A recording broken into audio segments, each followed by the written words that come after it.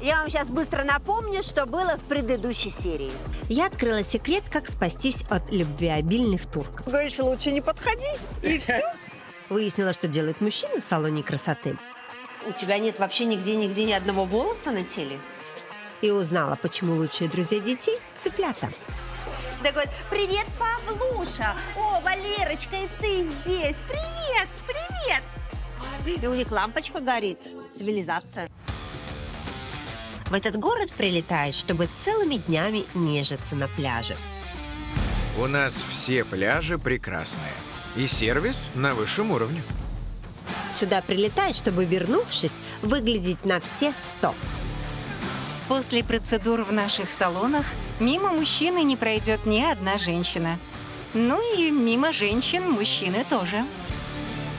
А еще в этом городе самые горячие вечеринки. Они не просто горячие, но еще и пенные. Вот только под утро убирать это все приходится местным. Хорошо, если только убирать приходится, а не вылавливать веселых туристов за бортом. Добро пожаловать в Аланию. Это жизнь других.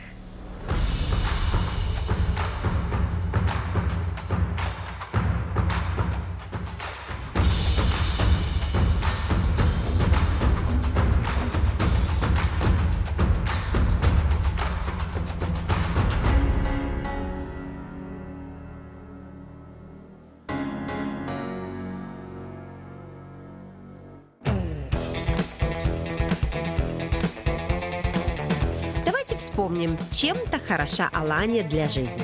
А проживает тут более 360 тысяч человек. Если вы думаете, что их интересует море и пляжи, то вы очень ошибаетесь. Пока туристы пользуются всеми преимуществами курорта, местные придумывают, как сбежать из города. Да-да, и виновата в этом жара и более 300 солнечных дней в году. Но родись я здесь, я бы стала чайной леди, как Хава Аскан. Нет, не подумайте, что я бы разлюбила кофе. А вот что это значит, позже объясню. А может, как Мехмед Намал на пенсии стал бы путешествовать до сада и обратно. Хотя нет, это уж точно невозможно. Я бы скорее, как Гюрол Чалыш, не успевала считать, куда же уходят деньги: на квартиру, салон красоты или подарки жене. Хотя это скорее про моего мужа.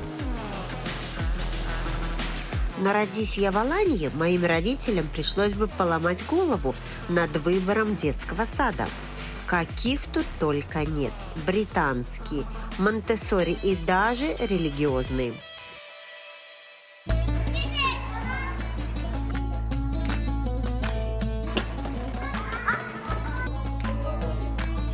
Пришла в детский сад частный с религиозным уклоном. Чем он отличается от обыкновенного садика, я сейчас и узнаю. Но, посмотрев только на это здание, уже он, мне кажется, отличается тем, что он похож на офис. Нет? Вам так не кажется?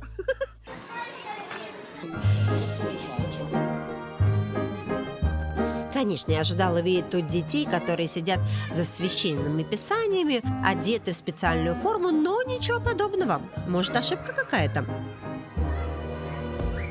У нас не прям религиозный сад, у нас уклон. В религиозной программе обучения у нас проходят уроки, как общаться с людьми, как уважать родителей и любить младших.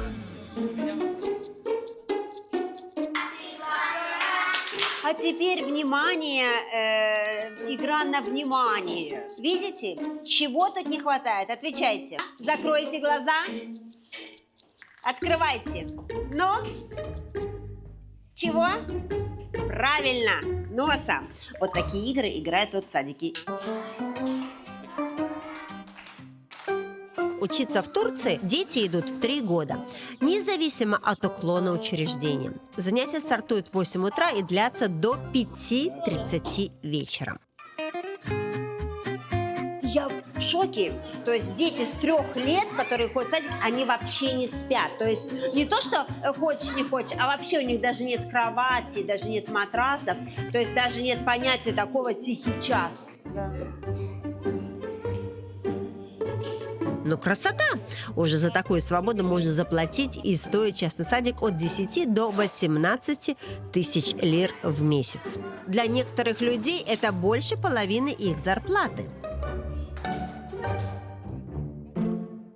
Сейчас я на уроке английского языка. Английский язык у детей проходит 5 раз в неделю. Представляете? Помимо этого их учат цифрам и буквам, но при этом ни считать, ни писать их тут не учат. Hello. О, ну видно, а английскому учат. Но мне же, как всегда, интересно, а что дети едят? Кормят их тут 3 раза в день. Я нахожусь на кухне в детском саду. Тут чисто, как будто я в операционной. Но на самом деле работа кипит. Яйца уже сваренные, 3 штуки. Ну, мало ли, может, яйца никто больше не ест. Фасоль варится, так сказать. Дальше сегодня будет плов, салат, фасоль. И вот кипятят водичку. Я не знаю, тут мало ли, фантазия какая-то потом у них проявится. Что сказать? Детям в Турции однозначно повезло. А то потом вырастут и столько ответственности. На работу ходи, налоги плати, на дороге не нарушай. А еще и в Турции так штрафы выросли. С начала 2025 года в Турции вступили в силу новые штрафы за нарушение правил дорожного движения. Например, недавно водителю, который вел видеозвонок во время движения, был выписан штраф в размере 5327 лир.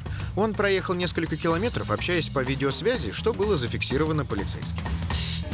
Вы, наверное, думаете, раз это курорт, то можно спокойно ездить на мотоцикле. Не поверите, но за них тоже взялись. Езда на одном колесе будет стоить 47 тысяч лир и лишение прав на 60 дней. А участие в гонках – лишение прав на 2 года.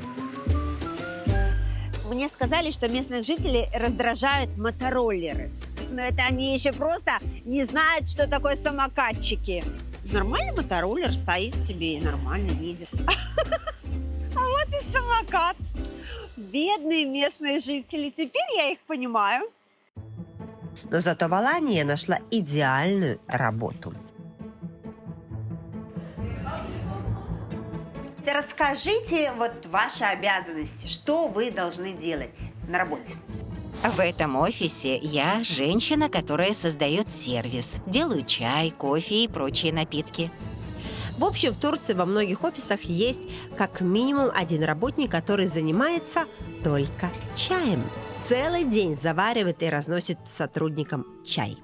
Наша профессия так и называется – чай-джи или чайная леди. Сколько человек работает в офисе? У нас около 30 сотрудников, и я им наливаю чай по потребности. Я прошу прощения, а они сами не могут чай прийти на кнопочку нажать? Могут, но есть же я. Чай приносим и гостям офиса, и работникам, всем. Также помимо чая или кофе мы занимаемся уборкой офиса. Со скольки до скольки вы работаете? С 8 до 5 рабочий день. Есть напарница, с которой мы можем друг друга подменять.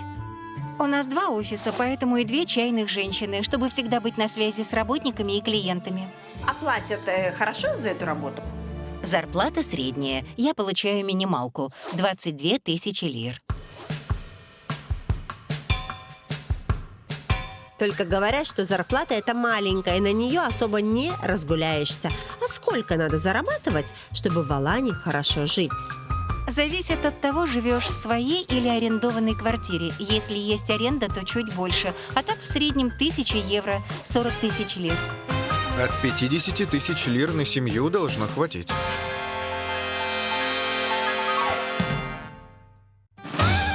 Так что, чтобы сэкономить, можно пойти на рынок, ведь там принято торговаться.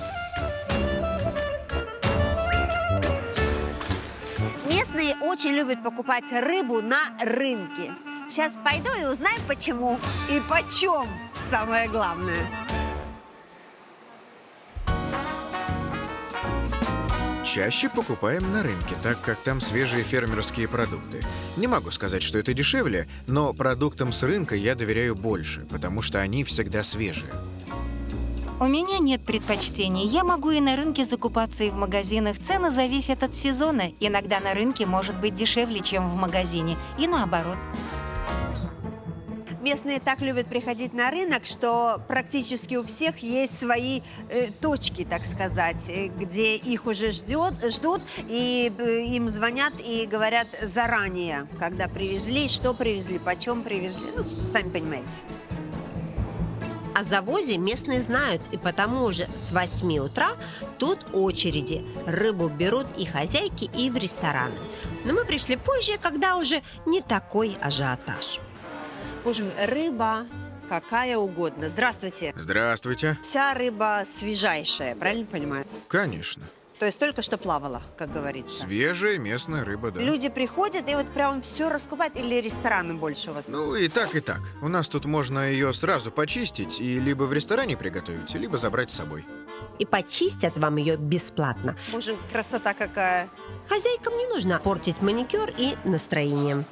А это вот для местных, это дорого вот рыба стоит или нет? Нет. Это вот 500 лир, та рыба 400, а вот это 250. То есть это могут себе позволить местные, да? Да, вполне, конечно. А скажите, а вот лет, я не знаю, там 5 назад было дешевле все? Чуть-чуть, может, на 150 лир в среднем. А если не продали, что делать с ней? Отдаю в рестораны в тот же день, чтобы они ее приготовили. Если не продали и так, то рыбу выбрасываем. Выбрасываете? Да. Вы... Да это же бесчеловечно. Вы сейчас что говорите? Вы креветки с рыбой выбрасываете? Ну, не переживай, Жанна, выбрасываем только все несвежее. Турки очень интересный народ. Они просто обожают мясо, но чаще едят рыбу. И, кстати, в отношениях тоже не ищут легких путей. Я тут узнала, какие у местных жителей предпочтения в любви. Вы знаете, я была очень удивлена. Турецкие женщины лучшие. Но в Турции мало блондинок, потому турки любят светловолосых. А турчанкам нравится, когда у мужчин гладкое тело. И чтобы лицо было, как у Брэда Питта. Наши мужчины, темные и смуглые, предпочитают светловолосых и бледных. Но турецкие женщины по этому поводу не расстраиваются и переделывать себя не любят. Турецкие женщины очень уверенные в себе. В прошлой программе я побывала в гостях у Капыджи. Он с семьей живет в квартире абсолютно бесплатно. Но такую работу, как у него, еще нужно найти и получить. Желающих хватает.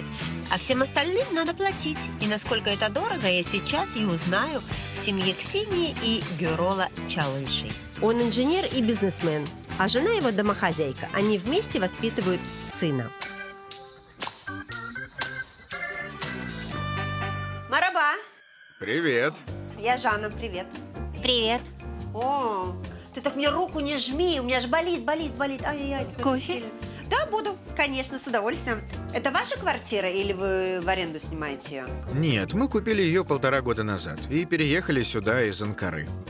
Но у вас тут такой шикарный вид. Это же вообще красота. Живет семья в просторной трехкомнатной квартире с видом на море. В жилом комплексе есть все, от бассейна до сауны и кинотеатра. Дорого стоят такие квартиры с видом на море? Цена зависит как раз от места. Такая квартира где-то от 400 тысяч евро. Но это вообще дорого для местных жителей? Или, как правило, все могут себе позволить купить такую недвижимость? Нет, не все могут позволить. Это дорого. Цена за квадратный метр при покупке начинается от 1000 до 2500 евро. Все зависит от локации. Чем ближе к морю, тем, естественно, дороже. Что касается аренды, самая дальняя квартира от моря от 300 евро. Если ближе к морю, то может и до 2500 евро стоить. У нас вот комплекс на первой береговой линии, поэтому цены начинаются от 2500 евро в аренду. Дорого ли жить в Алании? Если взять по минимуму, то тратится где-то 1000 евро на семью. Потому чтобы недвижимость, там ребенка в школу, продукты, путешествия какие-то. Нет, это без путешествий, конечно. Если брать по максимуму и с путешествиями, то надо 3-4 евро. У нас в жилом комплексе очень дорогие коммунальные.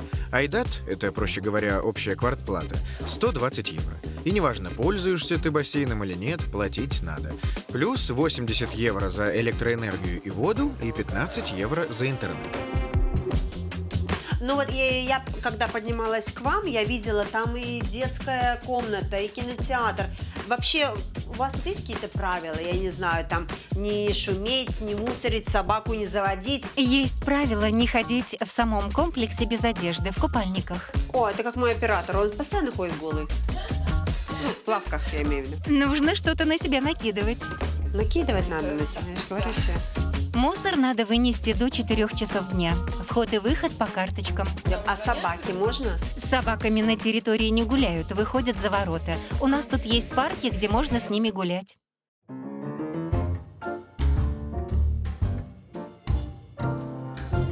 Но есть в городе те, кто, не заплатив ни копейки, живет в роскошных пентхаусах абсолютно бесплатно и со всеми удобствами. И это кошки.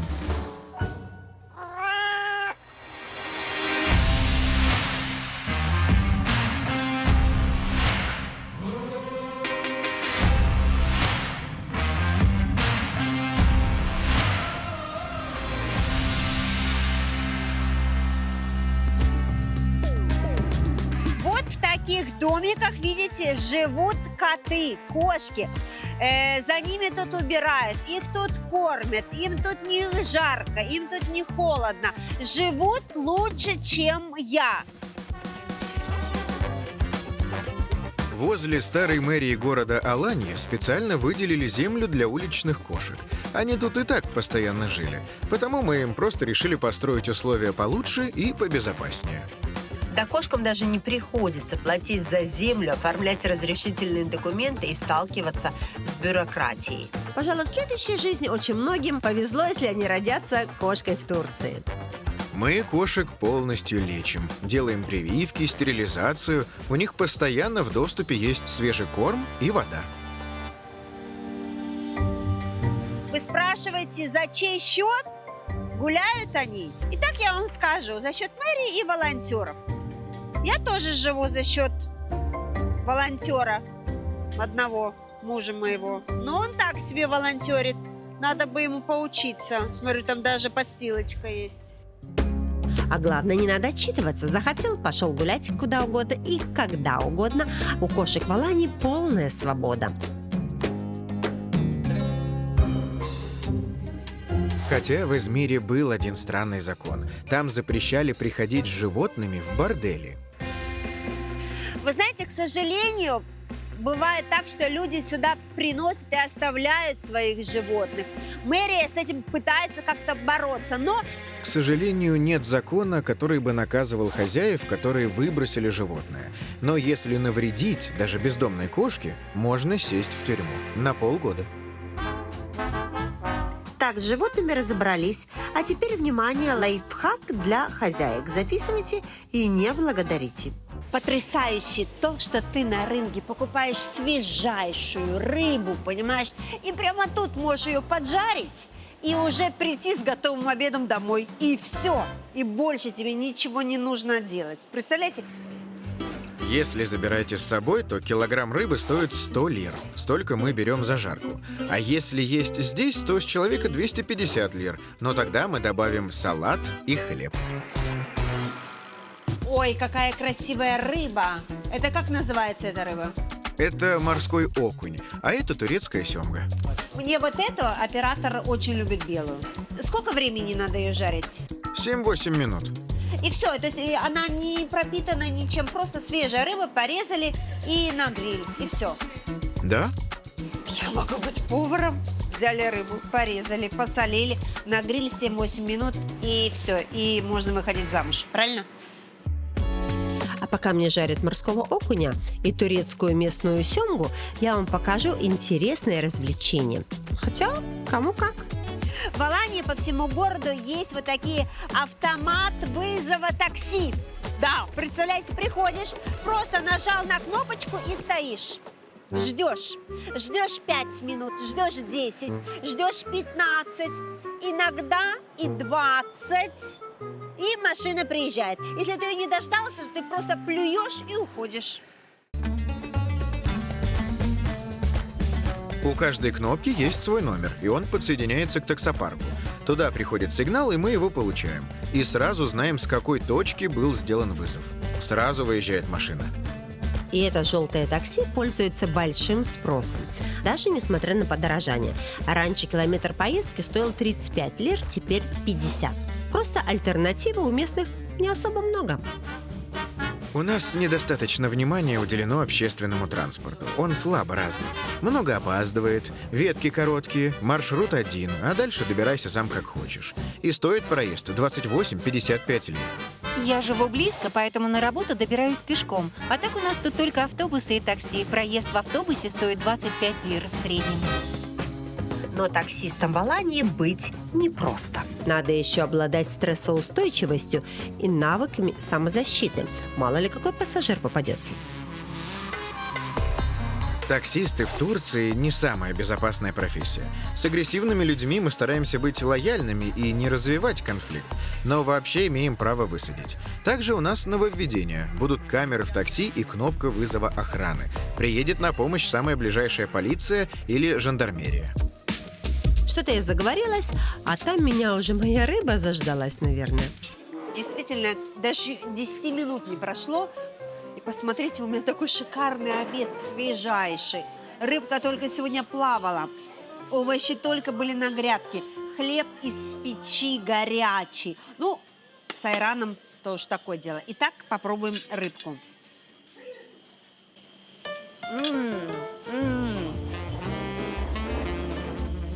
Потрясающая рыба.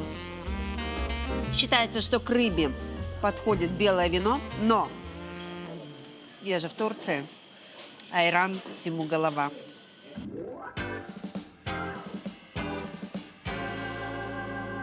А местные так роскошно обедать могут хоть каждый день. Говорят, раньше турки ездили домой перекусить, но теперь на это время не тратят. Да и зачем? Забежал в такой ресторан, 7 минут, тебе все приготовили свежее и, главное, не сильно дорого. Если прийти в ресторан с пустыми руками, то есть без рыбы, то цена будет зависеть от того, что ты закажешь. Но если взять по минимуму, то 400-450 лир на человека. Самое популярное, что у нас заказывают, это дорадо, сибас и креветки. А еще любят барабульку. Ой, господи, красота-то какая, лепота, так сказать, понимаешь, вкусно очень. Ой, я оператору забыла оставить рыбку. Прости, друг, прости. Салат, витамины, все тебе.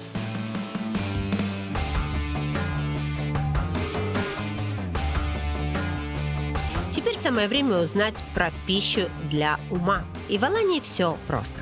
Есть 2 университета. Один государственный и один частный. Ну, я и отправилась в первый, бесплатный для турецких граждан.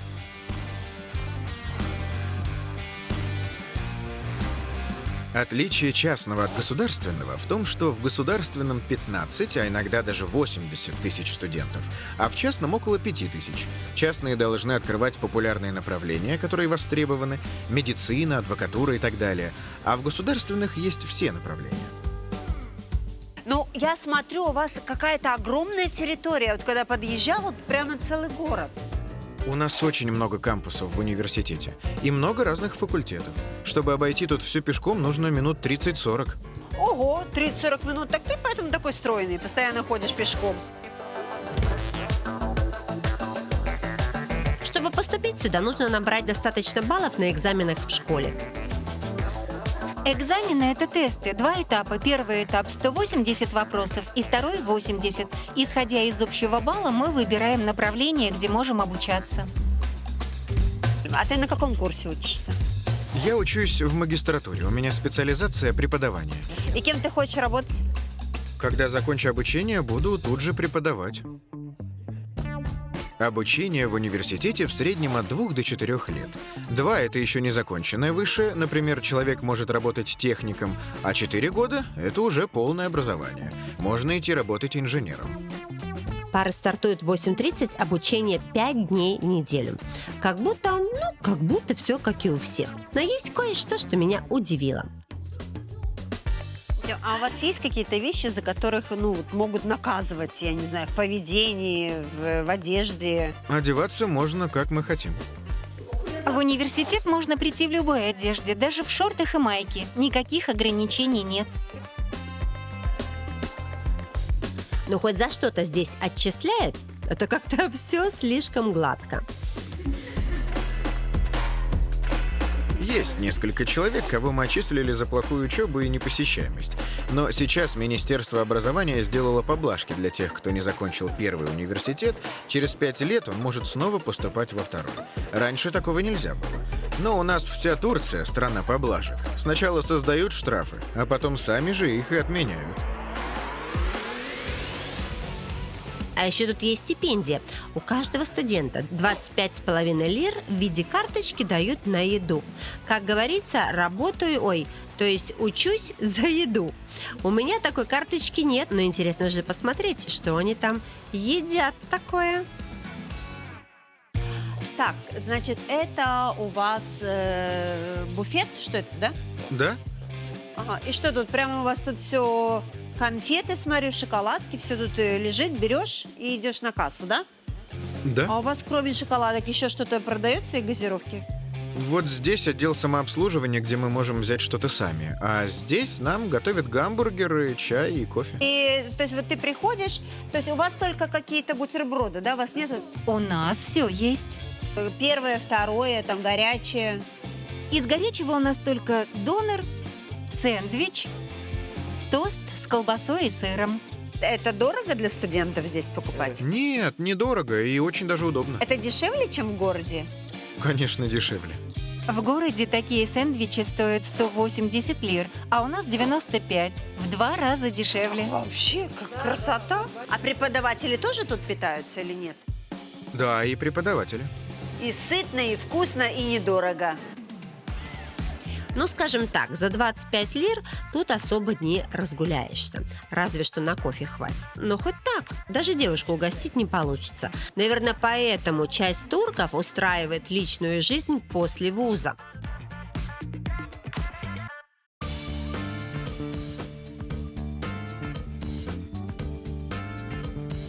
Замуж в Турции выходит в среднем в 25-27 лет. И важно понравиться не только будущему жениху или невесте, но и родителям. Скажи мне, как турецкие мужчины выбирают себе жен? Вы спрашиваете разрешение у мамы или нет? С мамой все супер. А у тебя спрошу, как мама, с мамой как отношения? Да, у нас действительно хорошие с ней отношения, но она ко мне присматривалась, конечно. Турецкие мамы, они такие строгие. У меня 3 сына и 1 дочка. Мне понравилась жена сына, и муж у дочери неплохой. Но скажу так, если моему ребенку кто-то понравится, я приму их от А до Я. Главное, чтобы дети были счастливы. И, конечно, если спросить, кто же в доме хозяин, то смысла спрашивать никакого нет. Конечно, скажут, что мы на равных или главный мужчина. Но на самом деле... Я говорю, что в семье главный я, но где-то внутри подозреваю, что, конечно, жена. Может, я вообще себя обманываю, что я тут что-то решаю. Если традиционная турецкая семья, то во внешней политике главное слово за мужчиной, а вот внутри семьи последнее слово за женщиной. Слушайте, знаете, мне еще очень интересно. Я узнала, что тут местные мужчины очень сильно за собой ухаживают. Сколько денег у вас уходит на салон у тебя и у тебя? Ладно, в сравнении я все же выигрываю, у меня больше. Но если собираться куда-то, я всегда его жду. А почему? Что он укладку делает? Он очень тщательно выбирает обувь, одежду. У него это занимает больше времени, чем у меня. Укладку делаешь каждое утро? Да, практически каждый день. Я все же должен хорошо выглядеть, как минимум, чтобы нравиться своей жене. А подарки дарят они? Дарит. Щедрые они? Да, щедрые. Поняла, щедрый, конечно. Я бы тоже при своем муже это говорила: ой, такой добрый, такой щедрый, господи. Главное, чтобы муж машину не дарил, а то потом за нее столько налогов платить не напасешься. Топливо подорожало в 5 раз за последние 5 лет. И на машину много разных налогов, очень высокие. 4000 евро в год налог на спортивную машину.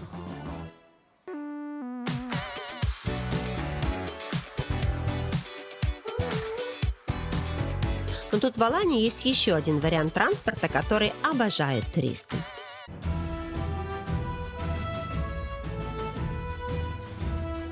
В Алании очень популярны туристические, прогулочные вот такие корабли. Конечно, они развлекаются, балдеют, танцуют и, в общем, наслаждаются этой прогулкой. Это, конечно, очень все здорово, но меня это абсолютно не интересует. А что меня интересует? Правильно, сколько зарабатывают те, кто их возит, да? И у меня сейчас вот шатается моя палуба, мне сейчас очень страшно, а лодка внизу. Это сейчас меня волнует еще больше.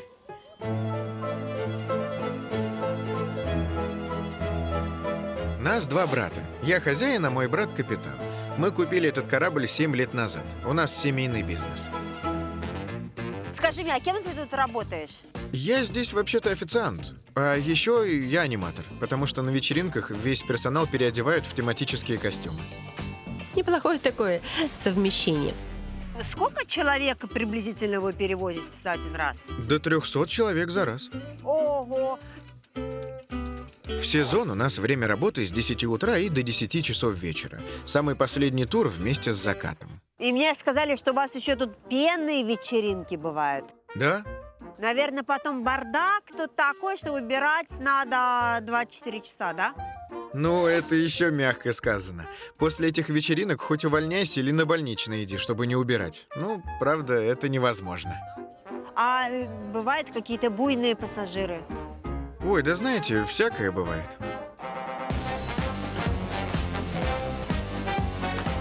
Местные не часто посещают вечеринки на кораблях. Это больше для туристов. А у нас есть свои любимые клубы и бары внутри города. Я часто забираю туристов после таких вечеринок.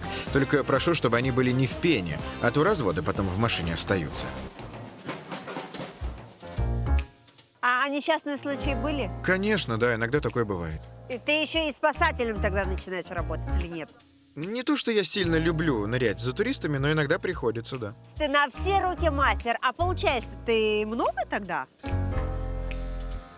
35 тысяч лир. Почему ты засмеялся, когда вспомнил про свою зарплату? Да, это нервное, не обращай внимания. Зарплата у нас достойная. Молодежи нравится здесь работать. Так что на каждое рабочее место у нас тут очередь. Вообще тяжело получить такую работу? Наверняка многие твои друзья хотели бы тут работать, а выбрали тебя. Эта работа требует очень хорошей физической и моральной подготовки, то есть нужно быть стрессоустойчивым. Классная у тебя работа, я тебе хочу сказать. Спасибо, у вас тоже ничего. Теперь я буду смеяться, да? Что я уже поняла про жизнь в Алании, что тут все очень дорого. И нужно постоянно работать, чтобы нормально жить. Может, хотя бы на пенсии получится отдохнуть? Мне сказали, что многие жители Алании, когда выходят на пенсию, с удовольствием уезжают в пригород и уже тут живут спокойной деревенской жизнью. Вот я и приехала в такой пригород, чтобы увидеть, как же они прекрасно здесь живут на пенсии. Но пока доберешься в гору, уже спорт тебе не нужен. Мараба, Добро пожаловать. у вас такой шикарный воздух, боже мой. Это так, кто живет в этом доме? Мне сразу интересно. Моя мама, жена, моя тетя, я и мой сын. Хватает ли пенсии для того, чтобы людям вот жить здесь в деревне? Тут наверняка намного дешевле, чем в Алании. Разница с Аланией в 3 раза. Здесь мы все готовим и выращиваем сами. Цены здесь гораздо ниже. У нас очень много ребят есть, которые переехали из Алании в деревню. Наши соседи и пенсионеры выкупили здесь землю и теперь занимаются сельским хозяйством. У вас огород есть, да? Все растет? Да, все есть, все сажаем сами. Баклажаны, помидоры, перцы, все То производим. есть вы выращиваете и продаете, да? Я так понимаю, то, что выращиваете. Да, небольшой бизнес. У нас есть еще оливковые рощи. Мы собираем оливки, делаем из них масло и продаем. А еще продаем виноградный пекмес. Это сладкий сироп. Его очень хорошо покупают, так как сироп полезный и в нем много витаминов. У нас есть партнеры, которые покупают нашу продукцию уже много лет. Просто приезжают сюда и забирают все. Но вообще пойдем в дом, чего на пороге стоять? Обожаю! Надо снять обувь, да? Я правильно понимаю? Да. Мараба! Мараба! Добро пожаловать. Боля, а что это за красота? Это вы делаете лепешки? Да, делаем хлеб. Но это вы для себя делаете или это для продажи? Мы делаем на продажу. Это наш основной заработок. Ну и чтобы угощать гостей. Вот как раз готовлю, чтобы вы смогли их горячими поесть. Мне вот ваш муж сказал, что вы не получаете пенсию, это правда? Да, я всю жизнь не работала, сидела с детьми, и поэтому у меня нет пенсии. Я не платила страховые отчисления. Поэтому сейчас и приходится заниматься бизнесом, лепешки продавать. А как тогда люди могут жить в городе без выплат пенсионных? Они постоянно работают и всегда платят страховку. Женщины выходят на пенсию в 58, а мужчины в 60 лет. Но при этом надо проработать не менее 9 тысяч рабочих дней, и нужно платить страховые отчисления. Тогда минимальная пенсия – это 14 600 лир, а в среднем получается 30 тысяч.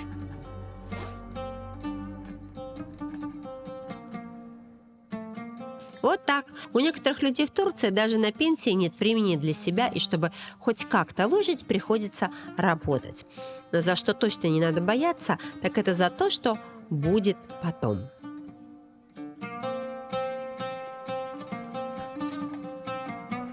В Алании, как в принципе и во всей Турции, место на кладбище для всех абсолютно бесплатно. У нас хоронят только в земле, и гроба при этом нет. Кремировать нельзя, это связано с нашей религией. Крематория на территории Алании тоже нет, поэтому даже туристов нельзя здесь кремировать. Ну, разве что везти в соседнюю Анталию, если вдруг что-то случилось. Или хоронить на кладбище для иностранцев, такое здесь тоже есть. Не знаю, как для иностранцев, но для местных похороны полностью за счет государства. Похороны, транспортировку полностью бесплатные. Также после похорон у нас есть традиция, которую также оплачивает муниципалитет. 3 дня встречаются люди, родственники и друзья. Город организовывает место, еду для людей, и все это оплачивает. И вообще кто угодно может прийти и поесть, даже незнакомые люди.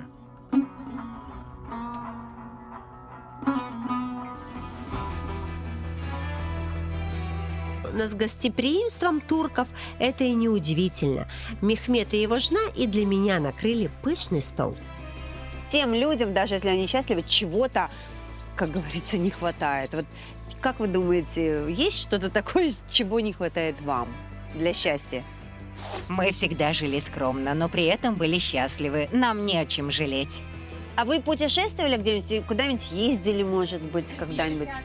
Наше самое большое путешествие – это до Сада и обратно. Ну, а не хотелось вам никуда вырваться за эти горы, посмотреть другие миры? Мы не знаем, что за этими горами. Мы не видели другой жизни. Люди часто спешат, ищут лучшую жизнь, забывая ценить то, что имеют сейчас, и наслаждаться этим. У нас простой сельский дом, но мы в нем счастливы. И никакие другие нам не нужны.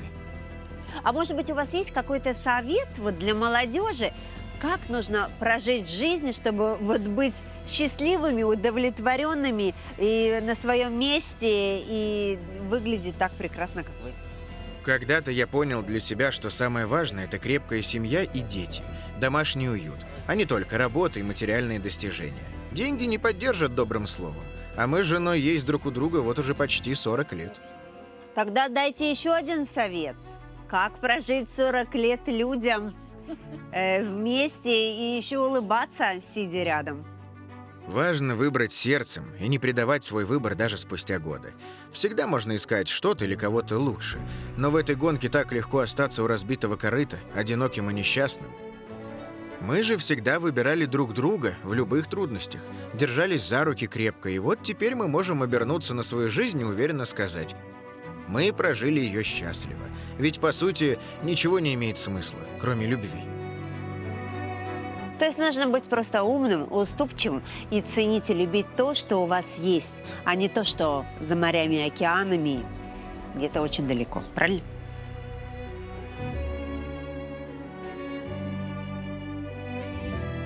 И так и есть. Для кого-то Алания небольшой город, который живет сельским хозяйством и туризмом, а для кого-то целый мир. Кого-то раздражает жара, кому-то радость каждый день видеть восход солнца.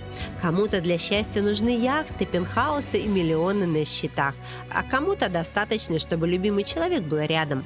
Жизнь и своя, и других всегда выбор. И кому, как не нам, выбирать сегодня, каким будет наше завтра.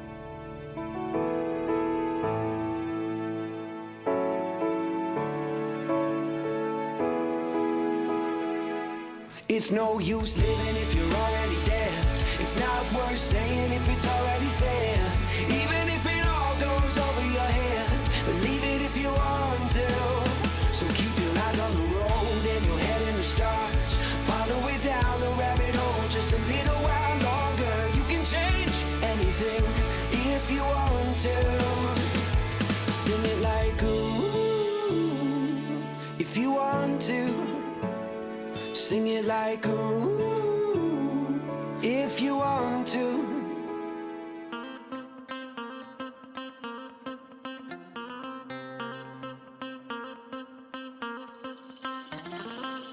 Казалось бы, Турция, ну что мы про нее не знаем? Пляжи, базары, чай в стаканчиках, турецкие сериалы, где главный герой всегда грустит под дождем. Но Алания – это отдельный жанр. Здесь, например, официально существует должность чайной женщины. И никто не считает это странным.